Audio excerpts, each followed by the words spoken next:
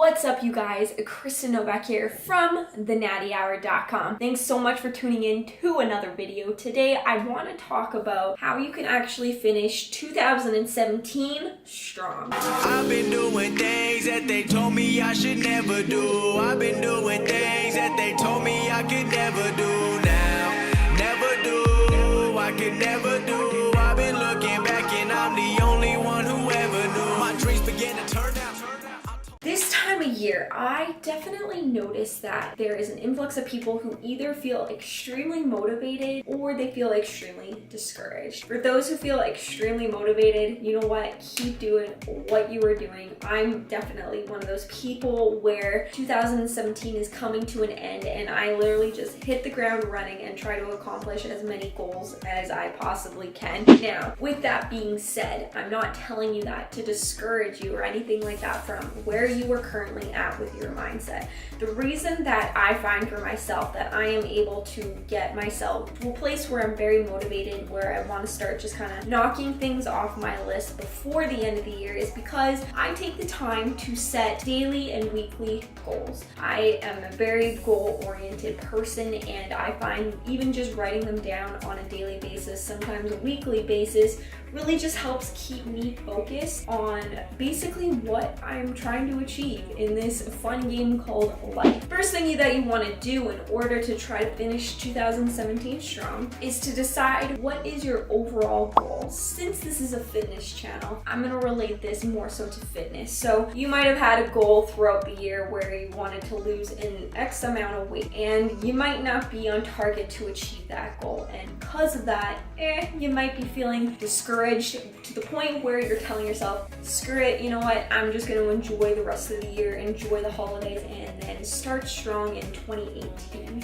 My personal opinion, I feel like that's the wrong way to approach this. Let me give you an example. One of my goals this year was to be as strong with powerlifting by the end of this year. And I'm not on track to do that because I injured myself to the point where I wasn't able to squat or deadlift for months. Because of that, I wasn't able to achieve my goals. But versus getting discouraged, what I ended up doing was setting new goals. So I'm like, hey, obviously there's something holding me back, whether it is internal or external, whatever your reasoning may be. Something is holding me back, and the universe is saying, you know what, now's not the time for you to achieve your goal. It's time to look at something else. There's a different opportunity here for you. Instead of getting discouraged, I decided to set a new goal, and that was obviously to get better and to get to the point where I'm able to at least squat and deadlift again pain-free. And my goal was to do that by November. I have successfully done that by kind of adapting to your environment, adapting to your situations. Setting new goals that's going to allow you to be successful is the best way to ensure that you are holding yourself accountable so you can continue on versus just saying, screw it, I quit, I'm done. I'll start in the new year. Such a popular term, right? Ask yourself that. If you find that you only lost 10 out of your 20 pounds and you still have 10 to go, and honestly, maybe that's not realistic with the holidays right around the corner, with all the Christmas events, family functions, all that delicious food right in front of you,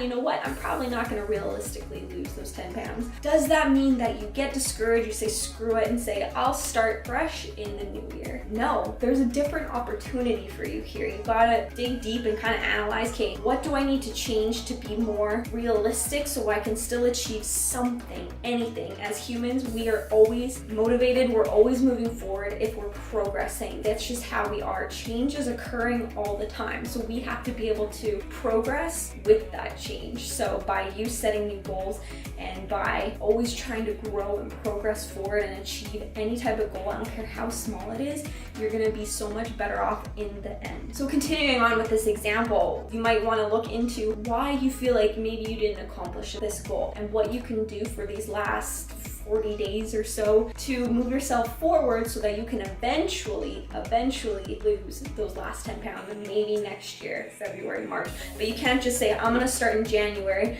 and completely go off the grid and not even try to focus on something that's gonna allow you to be successful later on. That makes sense? Something that you might wanna look into if you're starting to look into maybe why you didn't end up achieving this goal. Maybe there's some habit changes that need to be addressed. Maybe there's some lifestyle changes that need to be addressed versus just having the goal that I'm gonna lose 20 pounds. I don't know how I'm gonna do it. That's just my goal. Trying to maybe reverse engineer how you're gonna get there and focus on those little goals is probably going to be the best thing for you to finish out the year, so that way you can focus on that goal in the new year. Let's discuss some maybe mindset and habit changes that you can implement easily for the next 40 days that are going to allow you to still enjoy yourself over the holidays, but you're going to make habit changes that's going to allow you to be successful for your long-term goals in the new year. I know a lot of people, when they're not used to exercising or it's just not in their daily routine, a lot of people have the mentality, well, you know what, I'm going to go to the gym 7 days a week.